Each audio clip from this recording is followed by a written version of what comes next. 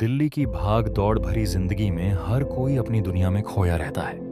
कोई मेट्रो की भीड़ में धक्का खा रहा है, कोई ऑफिस की फाइलों में दबा है, तो कोई ट्रैफिक सिग्नल पर हॉर्न बजाने में व्यस्त है। लेकिन इन्हीं चेहरों की भीड़ में एक चेहरा ऐसा था जिस पर कोई ध्यान नहीं देता था।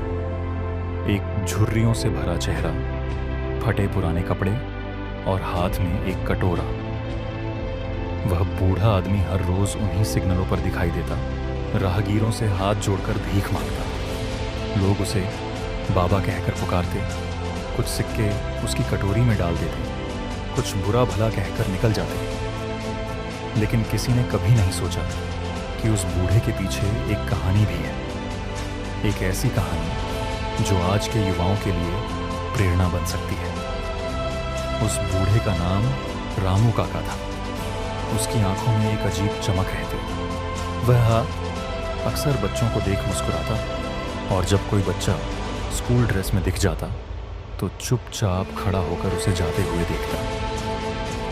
लोगों को यह अजीब लगता, भीख मांगने वाला पढ़ाई लिखाई से क्या लेना, लेकिन असलियत कोई नहीं जानता था। एक दिन एक कॉलेज का लड़का आदित्य सिग्नल पर रुका। उसने रामू काका को देखा।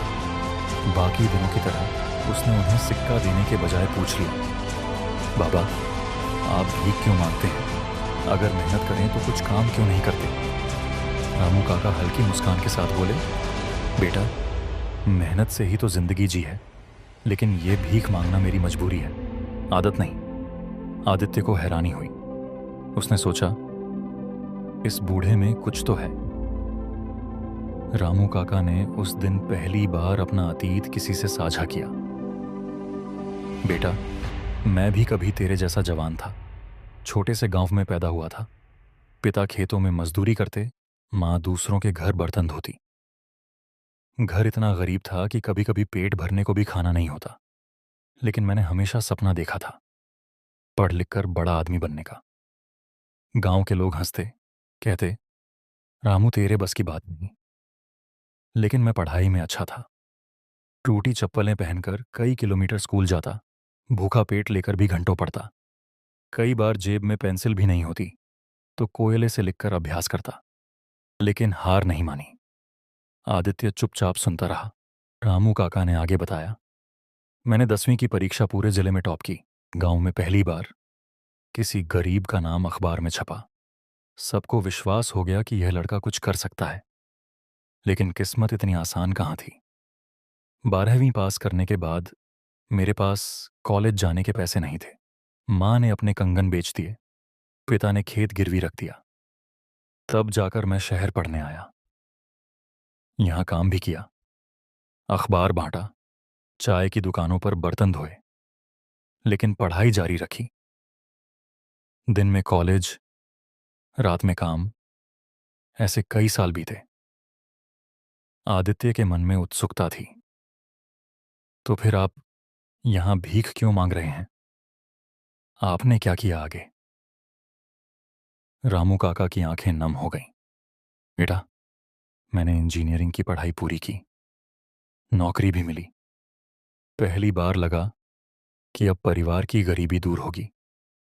मैंने माँ बाप को शहर बुलाने का सपना देखा, लेकिन फिर एक हादसा हो गया।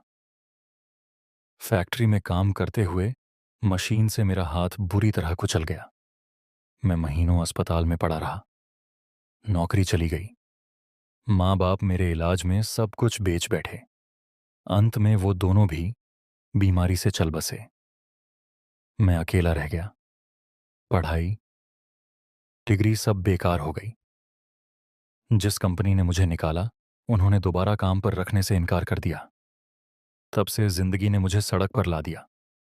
आदित्य की आंखें भर आईं। उसने धीरे से कहा, तो बाबा आपने हार मान ली? रामू काका हल्की हंसी हंसे, नहीं बेटा, यही मेरा रहस्य है। मैंने कभी हार नहीं मानी। आज लोग मुझे भिखारी समझते हैं, पर मैं हर बच्चे को पढ़ाई करते देख खुशी महसूस करता हूं। जब कोई मुझे 1 रुपया देता है तो उसका कुछ हिस्सा मैं उन बच्चों की कॉपी और पेंसिल खरीदने में खर्च करता हूं जिनके पास पढ़ने के साधन नहीं होते। मैं चाहता हूं कि कोई और रामू गरीबी और हादसों से हार कर सड़क पर न आ जाए। भले ही मेरी जिंदगी ने मुझसे सब छीन लिया, लेकिन मैं हार कर बैठा नहीं हूं। मैं अभी भी लड़ रहा हूं, बस तरीका बदल गया है। आदित्य यह सुनकर स्तब्ध था। एक भिखारी जो खुद भूखा रहता है, फिर भी दूसरों के बच्चों की पढ़ाई के लिए मेहनत करता है, यह सोचकर उसका दिल कांप गया। उसने ठान लिया कि वह इस रहस्य को दुनिया तक पहुंचाएगा। अगले दिन उसने कैमरा लेकर रामू काका का इंटरव्यू लिया और सोशल मीडिया पर उनकी कहानी साझा कर दी। कुछ ही दिनों में वीडियो वायरल हो गया। लोग दंग रह गए कि सड़कों पर भीख मांगने वाला आदमी असल में दिल से कितना बड़ा इंसान है। कुछ सामाजिक संस्थाएं आगे आईं। उन्होंने रामू काका को सम्मानित किया, उनके लिए एक छोटा आश्रम बनाया जहां वे बच्चों को पढ़ा सकें। रामू काका की आंखों में आंसू थे। वह बोले, देखा बेटा, अगर इंसान कभी हार न माने तो जिंदगी किसी न किसी रूप में उसे जीत दिलाती है। मेरी जीत यही है कि अब मैं किसी और रामू को हारने नहीं दूंगा। रामू काका की कहानी हमें सिखाती है कि गरीबी, हादसे या हालात इंसान को गिरा सकते हैं, लेकिन अगर वह हार न माने तो जिंदगी फिर से उठने का मौका देती है। भीख मांगने वाले उस बूढ़े ने हमें सिखा दिया, असली गरीबी पैसों की नहीं, हिम्मत छोड़ देने की होती है।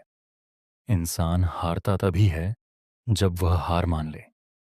कभी भी हालात को आखिरी सत्य मत समझो। संघर्ष के बाद ही सफलता की सुबह होती है।